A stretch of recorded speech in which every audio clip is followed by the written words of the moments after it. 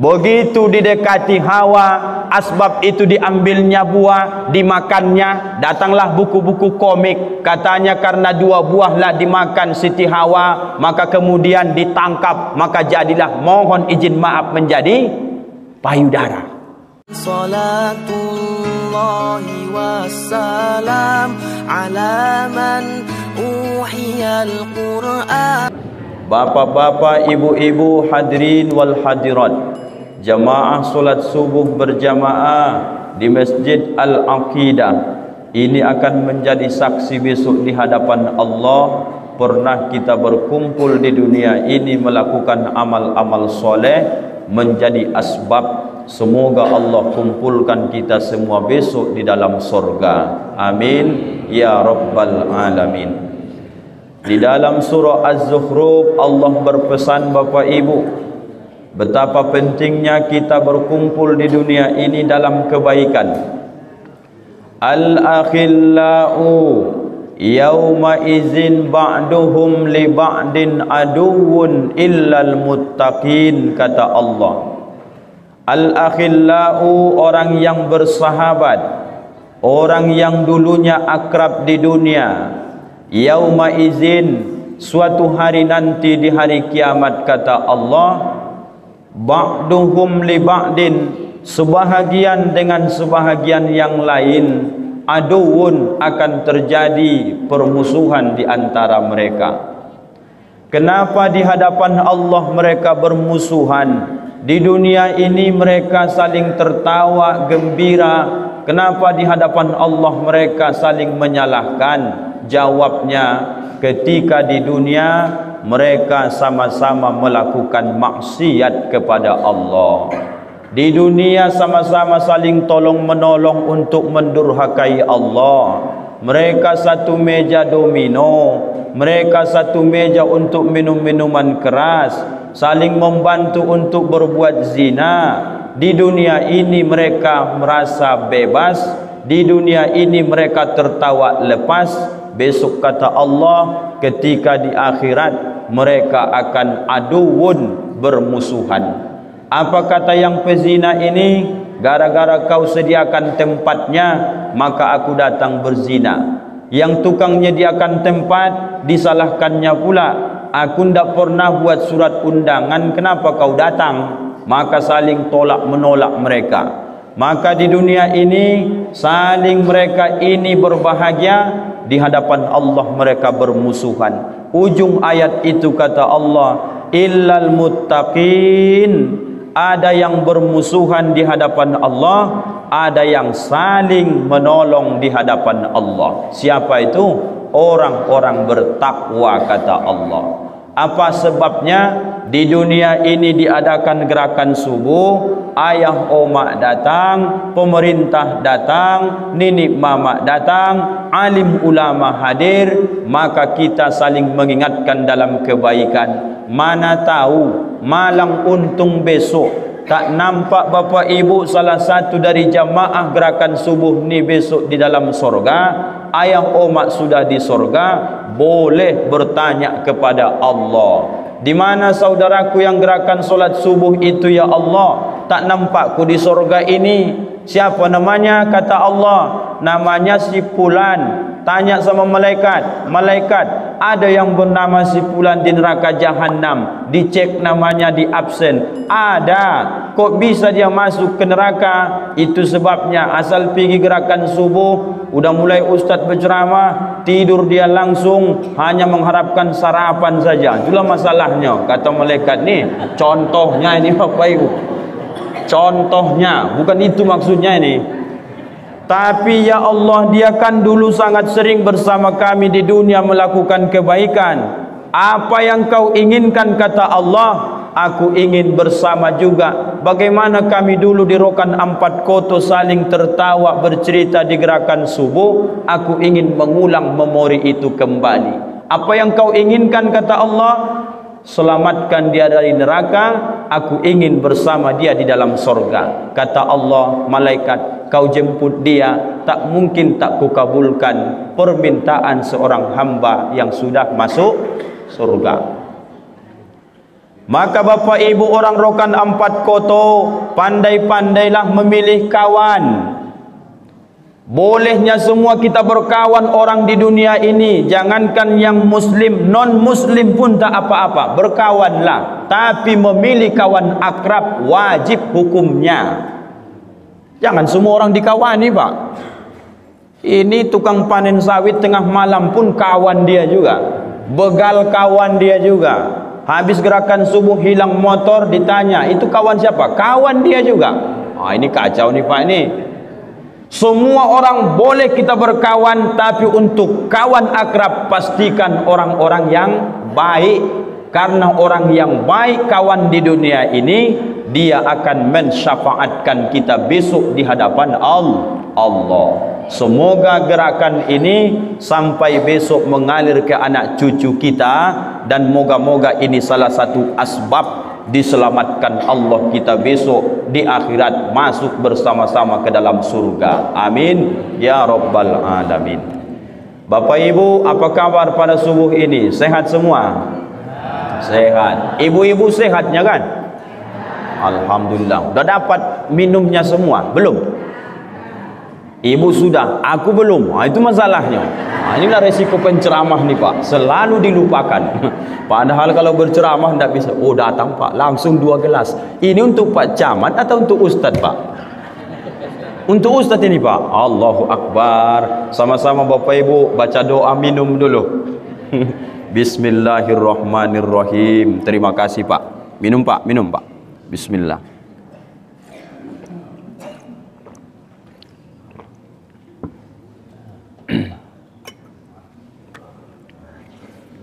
Bapak Ibu yang dimuliakan Allah, yang mau kita kaji subuh ini ada sebanyak 5 macam. Habis 5 perkara ini nanti selesai kajian kita, baru langsung kita sarapan. Kalau ada sarapan. Ada sarapannya nih Pak? Ada. Nasi uduk. Alhamdulillah.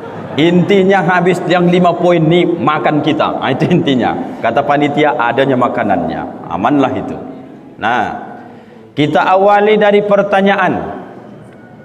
Siapa Bapak Ibu yang menentukan dalam perputaran waktu selama setahun itu jumlahnya 12 bulan?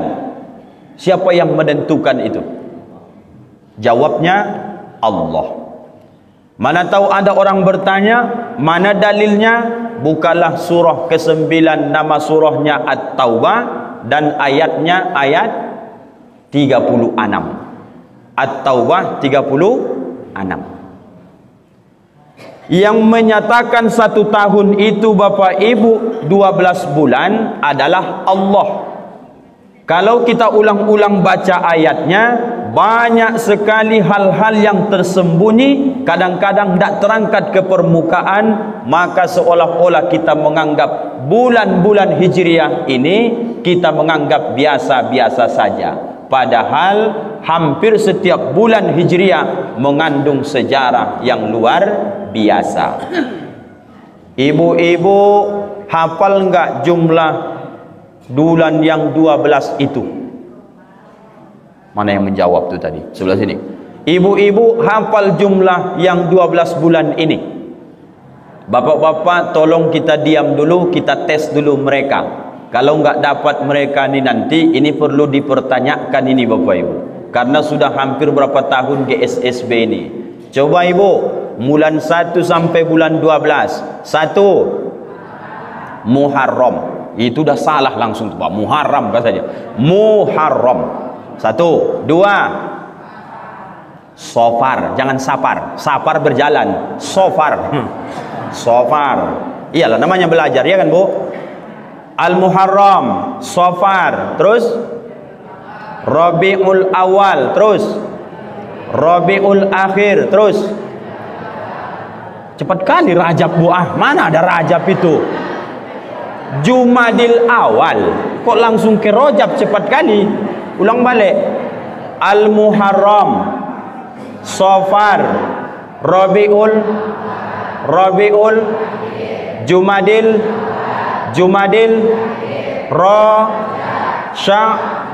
Ramadan, Syawal, ini bermasalah nih Pak nih, karena Zul duanya, jangan sampai Zulkarnain, itu nggak masuk itu. Apakah bulan 11 Zulqa'dah atau Zulhijjah dulu? Jawabnya Zulqa'dah dulu, baru Zulhijjah. Berarti kita berpendapat bahwa hari ini semuanya sudah hafal, kita berbaik sangka saja demi menyenangkan hati Ustadz, ya kan Bu? Kalau dites satu-satu saya yakin ada yang berdiri nih Pak Camat, tidak hafal dia, tapi nggak usah dites, ya kan Bu? Penting Bapak Ibu hafal. Muharram, Safar, Rabiul Awal, Rabiul Akhir, Jumadil Awal, Jumadil Akhir, Rajab, Sya'ban, Ramadan, Syawal, Zulqa'dah, Zulhijjah. Alhamdulillah. Dari yang 12 bulan inilah di dalam Quran disebut Allah minha arba'atun hurum, ada 4 dari yang 12 itu disebut hurum, dimuliakan Allah. Jadi yang mana Pak Ustadz? Ditengok di tafsir belum jumpa juga. Ada di dalam hadis Nabi riwayat Imam Muslim. Apa kata Nabi? Salasatun mutawaliyatun, 3 yang berurut, 1 yang terpisah. Mana yang terurut yang 3? Zulqa'dah bulan 11, Zulhijjah bulan 12, Al-Muharram bulan 1. Yang terpisah 1, mana itu? Baina Jumada wa Sya'ban, di antara Jumadil Akhir dan bulan Sya'ban. Apa namanya? Bulan Rajab. Bulan Rajab ni Ibu nomor berapa ini kita hitung tadi? Kan lupa lagi balik kan, padahal baru dihitung Bapak Ibu. Begitulah menuntut ilmu ni kalau dah tua memang, iya Bu. Nomor berapa Ibu bulan Rajab itu? Bulan 7, betul. Untunglah Ibu dapat Ibu itu. Sup, kasih Ibu tu dulu hadiah bulan 7 katanya. Kasih dulu dia duit pagi ini, kenang-kenangan 20.000. Sup, kasih sup. Tuh Ibu yang pakai tas yang cantik itu, luar biasa Ibu nih. Dari sekian banyak jemaah Pak Camat, cuman beliau yang jawab bulan 7 kata beliau. Berarti sudah lama beliau hafal tuh Pak. Jangan salah kasih Sup, itulah ibunya Sup. Pas. Kasih. Jangan kau potong lagi Sup, kasih sama Ibu tuh. Dikasihnya Pak. Dikasihnya. Oh, dimasukkan ke infak ya Pak. Alangkah mulianya hatimu Ibu. Saya yakin luas sawit Ibu. Makanya Ibu tidak perlu duit 20.000. Masukkan kota infak nanti ya Sup. Kasih sama Ustaz Zulkarnain, aman tuh. Nah, bulan Rajab ini rupanya bulan 7 di antara Jumadil Akhir dan Sya'ban. Kenapa dengan bulan ini Pak Ustaz dimuliakan Allah? Maka saking mulianya bulan yang 4 ini, alhamdulillah hari ini kita berada di tanggal 20 Rajab 1444 Hijriah. Hari ini ibu-ibu, inilah Rajab ini sekarang. Kalau masuk kita ke sini Pak Ustadz, bulan Rajab kah, Zulqa'dah, Zulhijjah, Muharram kah? Apa yang terpenting rupanya Allah pesankan? Jawabnya kata Allah, fala tazlimu fihinna anfusakum, jangan kalian berbuat zalim, jangan kalian berbuat dosa di bulan ini. Maka orang Arab jahiliyah dulu, asal masuk bulan-bulan yang dimuliakan Allah ini, biarpun mereka tidak percaya kepada Allah, dibacalah dalam riwayatnya, mereka tidak ada yang menumpahkan darah. Aturan berperang, berhenti berperang, berdamai kalau sudah masuk bulan-bulan haram, bulan-bulan mulia. Sedangkan orang kafir Quraisy jahiliyah saja masuk bulan yang mulia ini, tidak ada yang berperang, tak ada menumpahkan darah, yang berselisih berkelahi saling memaafkan. Nanti setelah di bulan Sya'ban kalau mau bertempur, bertempur lagi balik. Apa maknanya? Kalau ada orang rokan 4 koto, sudah masuk bulan Rajab, bulan dimuliakan Allah, masih juga banyak kawan dia berselisih, masih juga dipanennya sawit tetangganya, masih juga diteguknya minuman keras, masih juga dia berzina. Demi Allah, itu lebih buruk daripada orang jahiliyah Arab yang dulu sebelum datang Islam. Sedangkan orang tu saja tidak yakin Allah tu Tuhan mereka, saling hormatnya mereka ke bulan ini, maka berhenti semua segala jenis aktivitas yang berbau dosa. Maka kajian kita hari ini ada sebanyak 5. Kita akan angsur yang pertama. Mari di bulan Rajab ini kita perbanyak bertaubat kepada Allah. Cara bertaubat yang paling cepat dikabulkan Allah, contohlah cara bertaubat kakek nenek moyang kita di dalam Al-Quran surah Al-A'raf ayat 23. Ayat berapa ibu? Pasti pulang ke rumah nanti terbalik itu. Ayat berapa tadi bu? 32. Nah, tuh. Kutanya ayahku tadi sampingku itu, berapa umur bapak sekarang? 62. Begitu sebenarnya dibilangnya 26. Kupandangi wajahnya langsung. Mana 26 udah berubah nih pikirku. 62 kan Pak? Iya, kata beliau. Sering terbalik-balik kita nih Bapak Ibu. Nih, Al-A'raf 23, Bapak Ibu pasti dan saya yakin hafal semua cara bertaubat doa ini, tapi kadang isinya yang kadang-kadang kita lupa. Qala, lamnya panjang karena 2 orang. Yang 2 orang ini berkata, Rabbana, Tuhan kami, zalamna anfusana, kami telah berbuat dosa, berbuat zalim terhadap diri kami.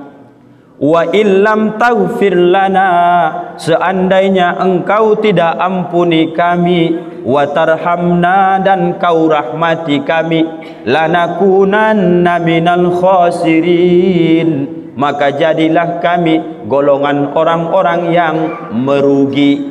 Ini doa dibaca Adam Hawa pertama kali mereka disesatkan iblis laknatullah. Jelas-jelas dalam Al-Quran itu Allah pesankan, ya Adam, uskun anta wa zaujukal jannata.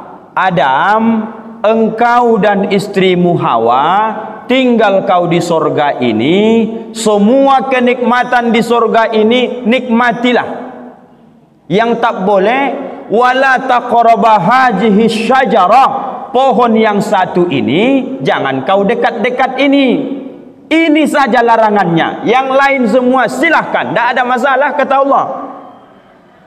Wala taqraba hadhihi syajarah fatakuna minaz zalimin. Kalau kau berani dekat-dekat, apalagi sempat kau nanti petik buahnya, maka jadilah orang-orang yang zalim, melampaui batas, berbuat dosa. Melampiaskan sakit hati iblis dari sejarah singkatnya. Begitu Adam diciptakan, diulang-ulang kaji ini supaya makin paham kita apa yang terjadi. Isjudu li Adam, kata Allah, malaikat sujud kepada Adam. Siapa yang tak mau sujud? Illa iblis, kecuali iblis.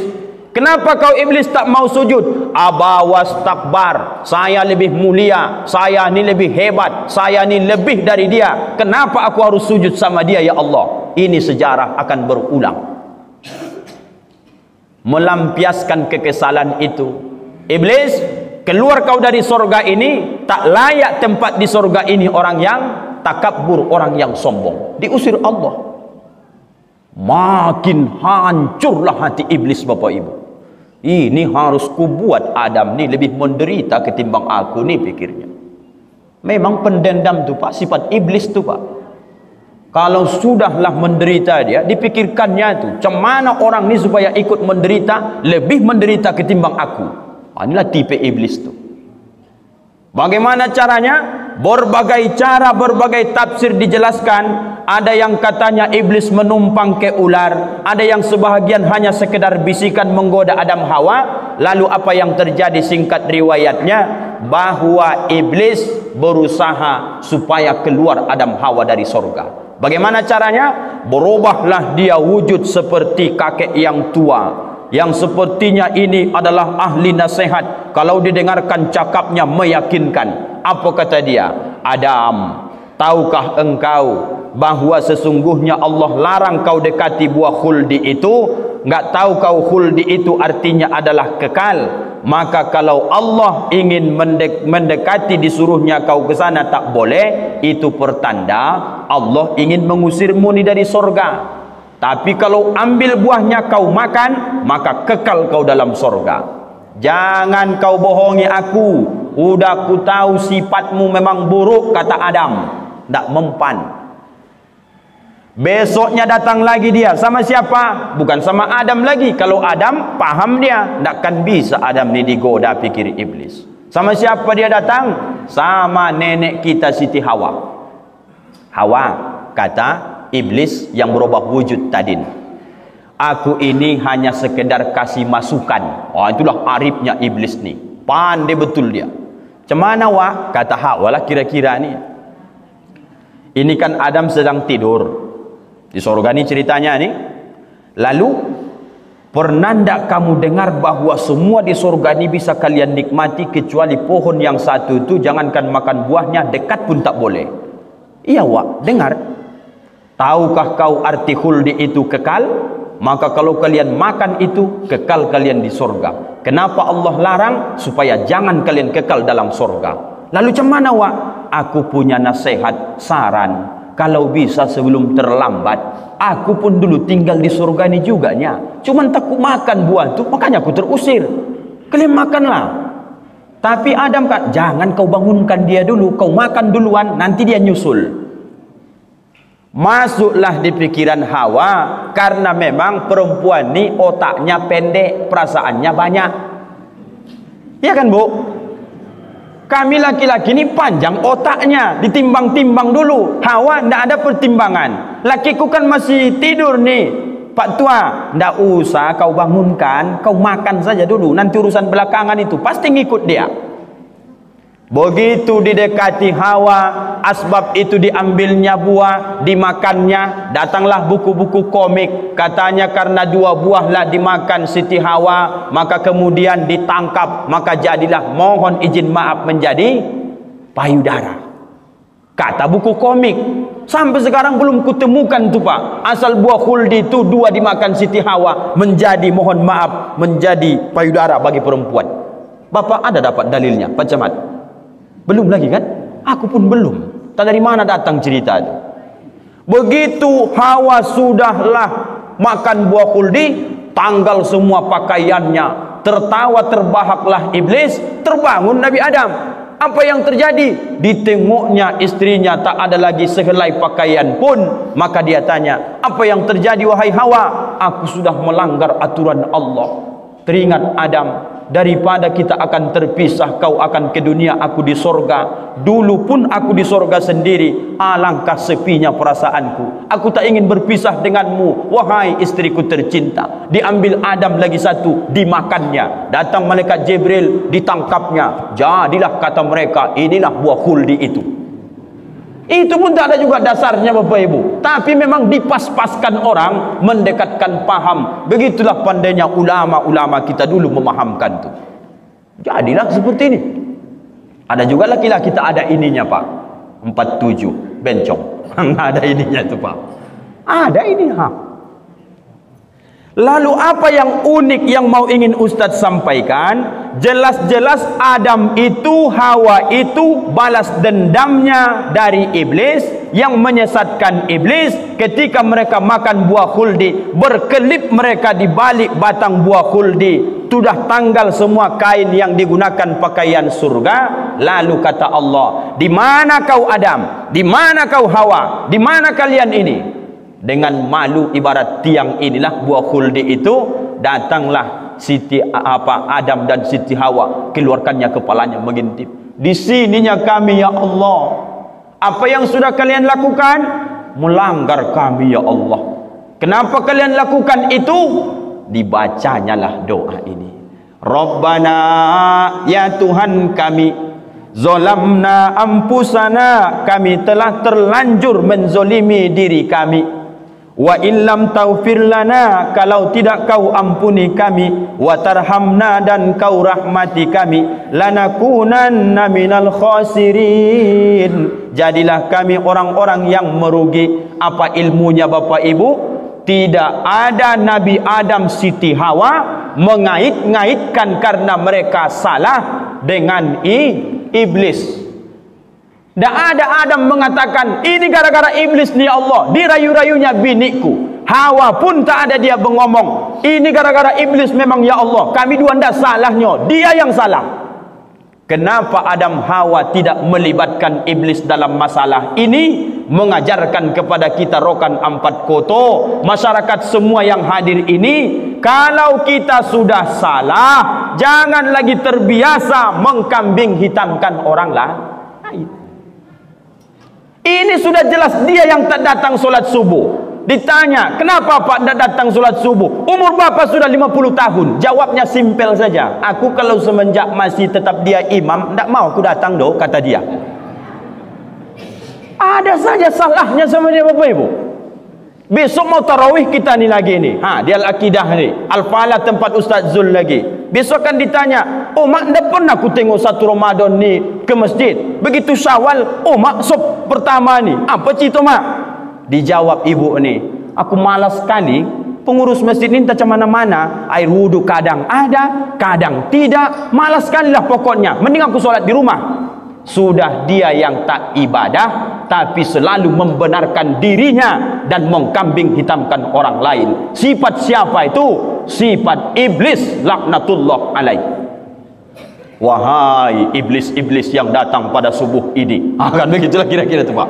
Janganlah kalian mencari-cari kambing-kambing hitam lagi, karena kambing itu pun tak semua berwarna hitam. Maka kemudian dia pun sangat tidak mau dituduh-tuduh kalau ketika ada Honda kecelakaan selalu disebut laga kambing, padahal kambing tak ada di situ Bapak Ibu.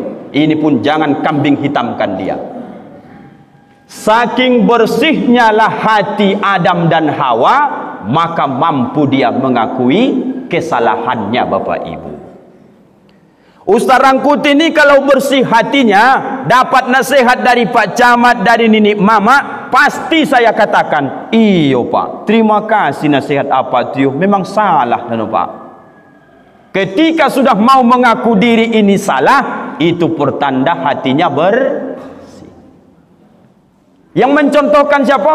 Adam, Hawa, kakek dan nenek kita. Pelajaran berharga.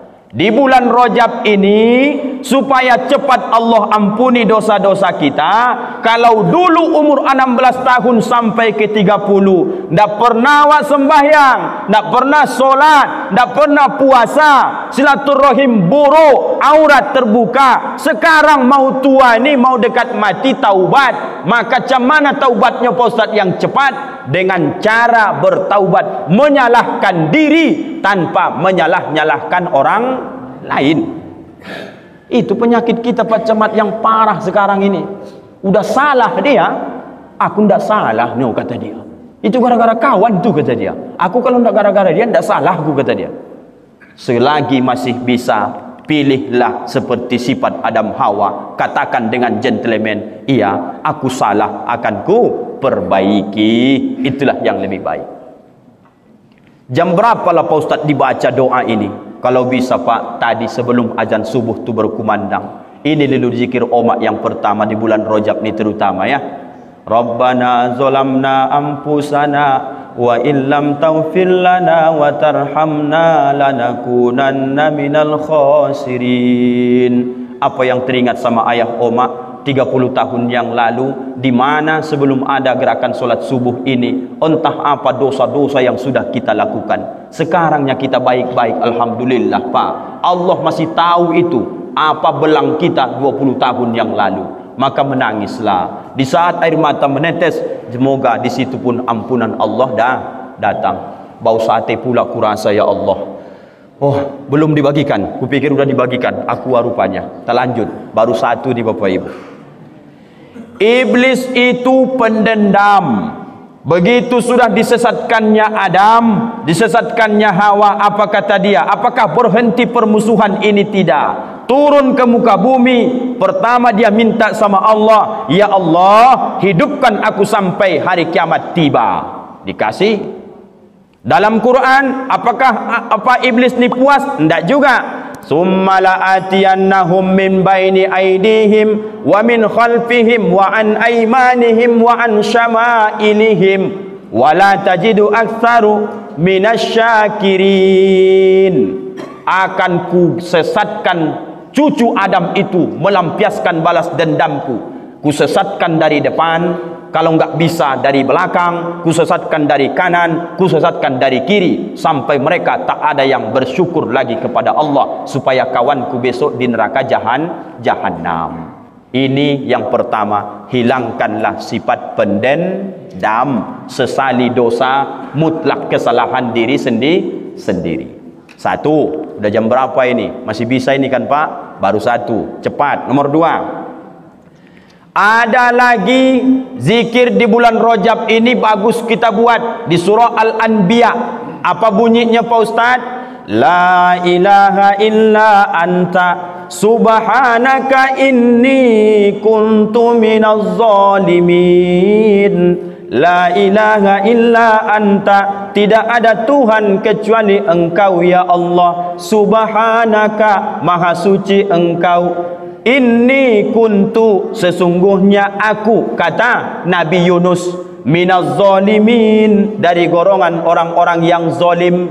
Nabi Yunus juga ketika ditinggalkannya umatnya karena takut kena azab, naik dia ke bahtera, kapal besar. Kemudian karena kapal ni oleng, diundi nama Nabi Yunus 3 kali keluar, maka dilemparkan mereka lah dia ke laut. Datang ikan nun, ditelan ikan nun. Berapa lama dia di dalam perut ikan? 40 hari 40 malam ayah Oma. Apa yang dia zikirkan? La ilaha illa anta subhanaka inni kuntu minaz zalimin. Ndak makan, ndak minum, ndak ada lagi harapan akan hidup, karena sudah, kata ulama tafsir, berada dalam 3 kegelapan. Pertama, dia gelap di dalam perut ikan. Yang kedua, dia gelap di keheningan malam, tengah malam. Yang ketiga, gelap di dasar lautan.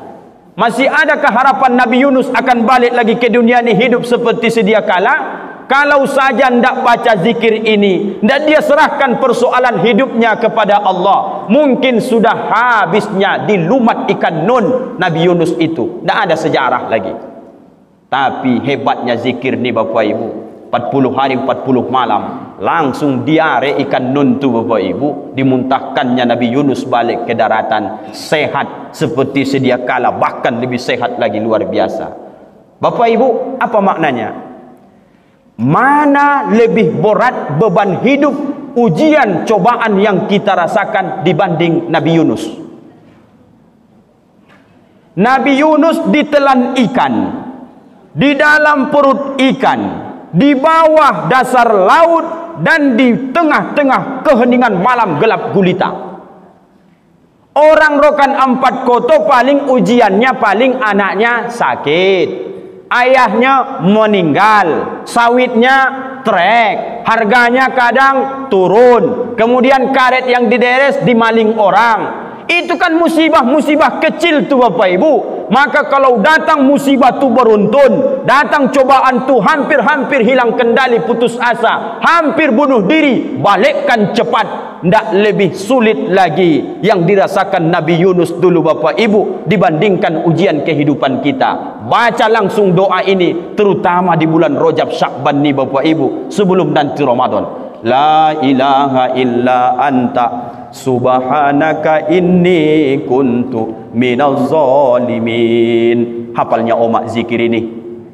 Coba Oma ikuti dulu. La ilaha illa anta subhanaka inni kuntu minaz zalimin.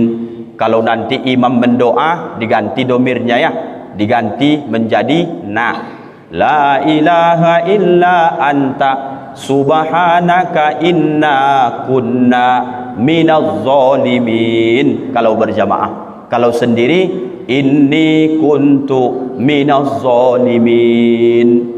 Nabi Adam mengaku salah, Siti Hawa mengaku salah, Nabi Yunus juga mengaku salah.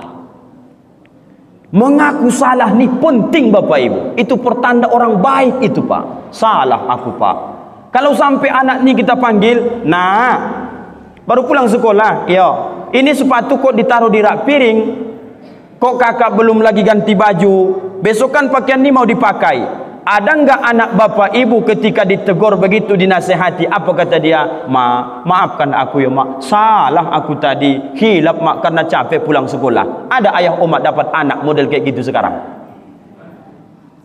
Tidak ada lagi bapak ibu. Apa kata dia? Mama aja lah yang beresin katanya. Selesai ya Pak. Allahu Akbar.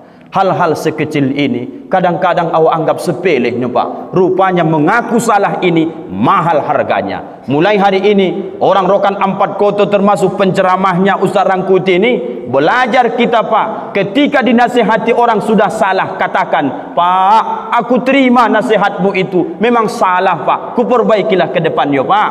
Maka akur-akurlah kalian di Rokan 4 Koto ni besok. Tak ada kalau bahasa orang kita Melayu yang jugul-jugul, yang bercarut, yang tongka. Itu kalau sering sini tu. Ini asal dinasihati, dia nasihati awak balik. Sekarang belajar menerima nasihat. Aku baca mat kemana-mana pergi bertausiah, asal jumpa orang-orang tua kita itu yang selalu ku amalkan. Jarang tinggal tu. Apa itu? Minta nasihat. Mati lampu Pak. Ini kode alam ini, berarti udah mau selesai ini Bapak Ibu. Jadi Bapak Ibu yang dimuliakan Allah, biarpun mati lampu tenang saja, terlagi hidup nih, kan hidup kan? Itu dia. Jadi Bapak Ibu selalu minta nasihat. Begitu dinasihati, terima nasihat itu, akui kesalahan kita. Hendakkan turun harkat martabat derajat kita karena mengaku salah, malah naik derajat kita. Nah Bapak Ibu, oh mantap lampunya ya kan? Ada lampu macam apa juga, lampu disco gitu. 2, nomor 3, masih kuat Bapak Ibu? Tahan-tahankan saja, jarang-jarangnya, entah kapan lagi kerokan ini. Yang ketiga, baca doa dalam hadis riwayat Imam Ahmad. Biarpun hadis ini dhaif, tapi sangat bagus kita baca-baca, khusus di bulan Rajab, Sya'ban, dan nanti sampai Ramadan. Tadi ada enggak Ustadz baca itu? Ada. Allahumma ya Allah, barik lana, berikan kami keberkahan, fi Rajab, di bulan Rajab, wa Sya'bana, di bulan Sya'ban, wa ballighna Ramadan, dan sampaikan kami ke bulan suci Ramadan. Hafal umat doa ini? Belum juga lagi. Kasih Ustaz kertas nanti biar ku tuliskan sama Oma ya, 1 orang saja. Nanti fotokopi bagi-bagi, sambil masak di rumah baca bolak-balik. Kenapa Pak Ustaz? Saya menengok wajah Oma-Oma ni, khawatir saya Pak Camat, entah sampai ke Ramadan besok umur ni entah ndak ni Pak.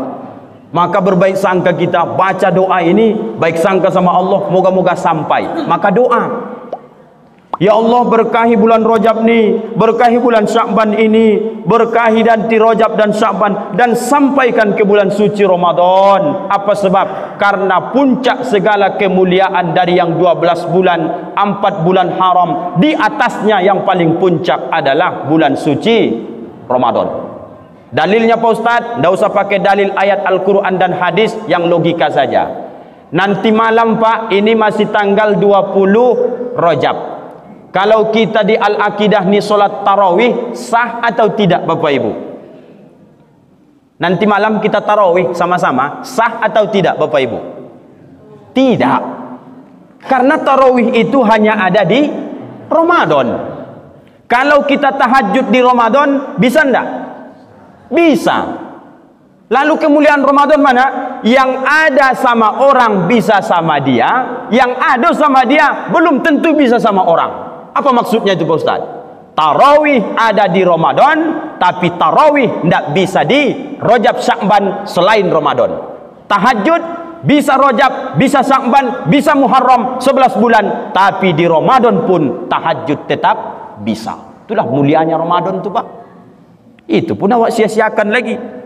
Maka berharap sampai ke sana besok, doakan. 3. Nomor 4, cepat saja. Udah resah bapak ku tengok karena mau makan kita memang. Aku pun sama juga nya Pak. Pengen juga aku makan nih Pak.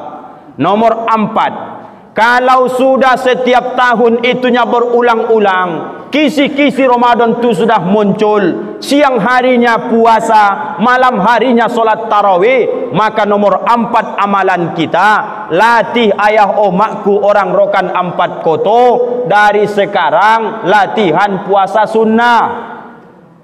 Kalau ayah oman tidak ada puasa sunnah Rajab Sya'ban ni besok, pas tanggal 1 Ramadan puasa, pucat demi Allah. Terkejut dia. Aku udah lama hidup, baru kali ini sakit kali puasa, kata dia. Tengok anak udah SMA. Ada lagi udah bercucu. Tak mungkin awak tak puasa Pak, tapi udah pucat. Apa kata bini? Batalkan aja lah bang. Seganlah anak awak, kata dia. Berapa umur apa sekarang? 60 tahun. Kalau ada orang rokan 4 koto ni sudah lebih umurnya dari 40 tahun, tak tahan puasa bukan karena penyakit, itu dipastikan karena tak ada latihan puasa sunnah Rajab Sya'ban. Ini mesin perut bapak ini, ulang-ulang kaji nih Pak, bukan makin baik ini Bapak Ibu, jangan salah Bapak Ibu. Honda Ustaz Zulkarnain NMAX itu karena keluaran baru, itu dipacu lari 200 pun mampu Pak.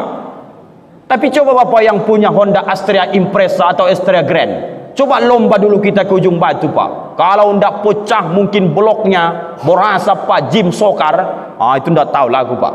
Apa maknanya? Makin lama Honda dipakai, maka makin banyak underdeal mesinnya yang haus.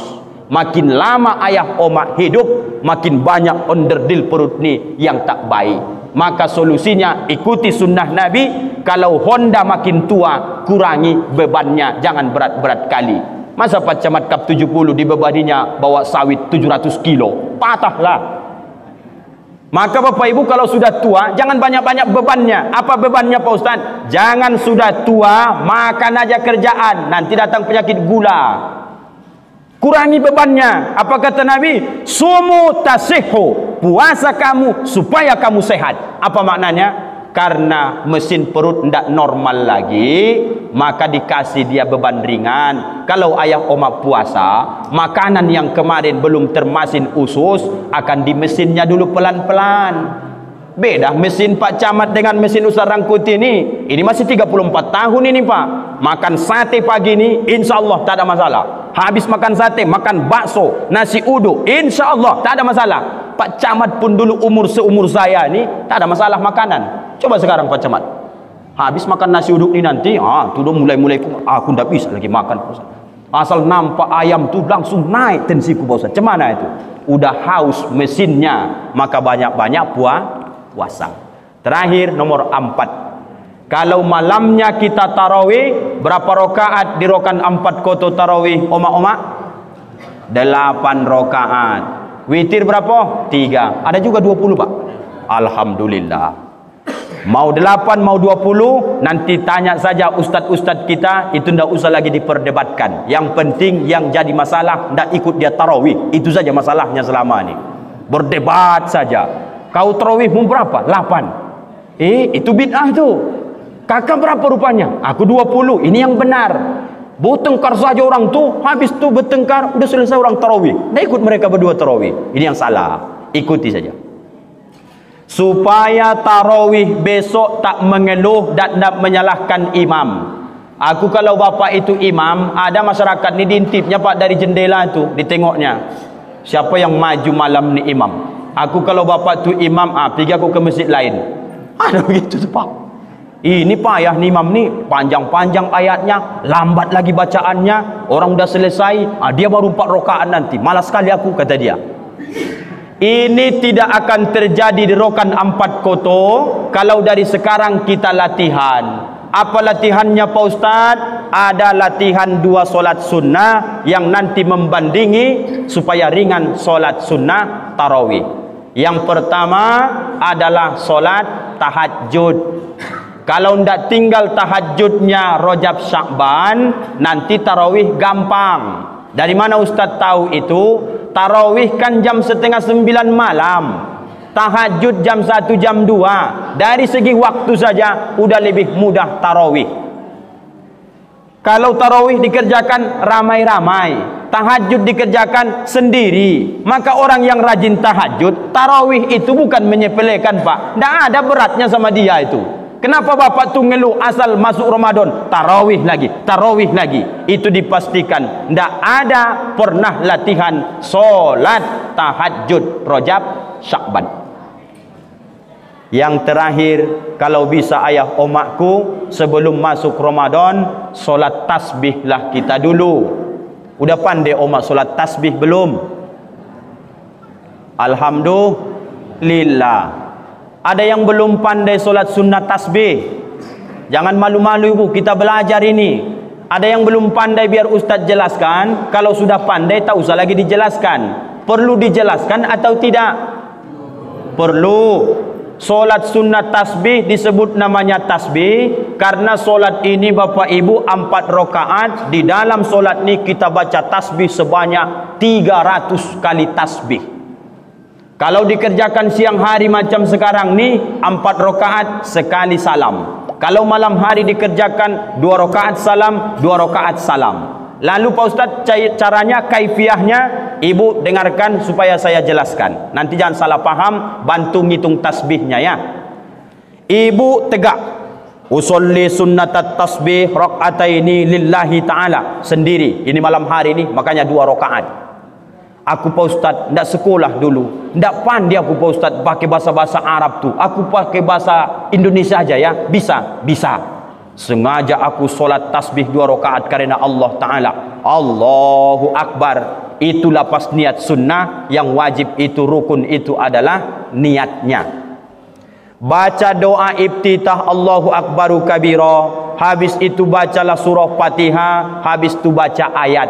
Baru baca tasbih Subhanallah walhamdulillah wala ilaha illallah wallahu akbar la haula wala quwwata illa billahil aliyyil azim. Berapa kali ketika tegak ni Pak Ustaz? 15 kali. Hitung Bapak Ibu ya, 15. Habis 15 ni rukuk. Allahu akbar subhana rabbiyal azim wa bihamdi. 3 kali biasa kan?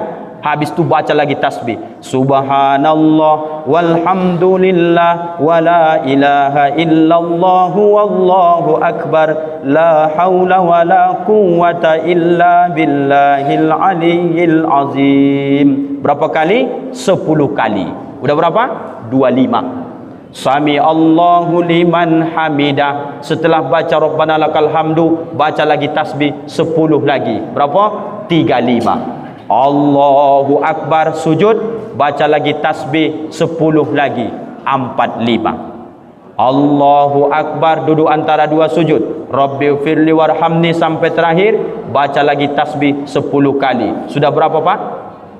55. Allahu Akbar sujud, baca tasbih 10 lagi, 65. Begitu mau tegak, ini bedanya dengan solat lain. Ada namanya Bapak Ibu duduk istirahat. Apa bacaan duduk istirahat ni Pak Ustaz? Tidak ada Rabbighfirli karena bukan duduk antara 2 sujud, bukan at-tahiyatul karena masih rakaat pertama. Apa yang dibaca Pak Ustaz? Langsung baca tasbih sebanyak 10 kali. Habis 10 kali baru nanti tegak, ulangi seperti rakaat pertama tadi. Maka 1 rakaat solat tasbih 75 kali tasbih, kali 2 rakaat 150, 75 kali 4 rakaat 300 kali tasbih. Berapa lama ngerjakannya Pak Ustaz? Tergantung cepat bacanya. Paling cepat 20 menit, paling lambat 1 jam. Tarawih berapa menit? 45 menit. Maka kalau orang biasa solat sunnah tasbih, solat tarawih mau 20 rakaat, tidak ada masalah sama dia Bapak Ibu. Kenapa bermasalah? Karena tidak ada latihan. Pas 5 yang Ustaz sampaikan. Mudah-mudahan bermanfaat dan bisa sama-sama kita amalkan Bapak Ibu. Terima kasih atas segala perhatian. Mohon maaf segala kekurangan, keterbatasan ilmu, kebodohan kami pasti ada salah. Mohon disaksikan Bapak Ibu. Maafkan Ustaz dunia dan akhirat. Maaf Bapak Ibu. Alhamdulillahirabbil alamin. Subhanakallahumma wa bihamdika asyhadu an la ilaha illa anta astaghfiruka wa atubu ilaik. Assalamualaikum warahmatullahi wabarakatuh.